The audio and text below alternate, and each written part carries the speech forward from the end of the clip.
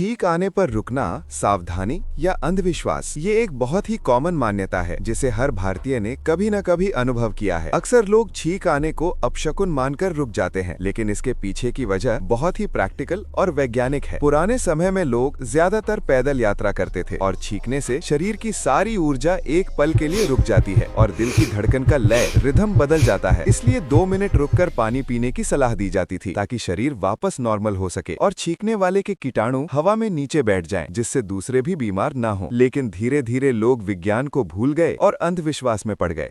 ऐसी ही जानकारियों के लिए लाइक और सब्सक्राइब करें।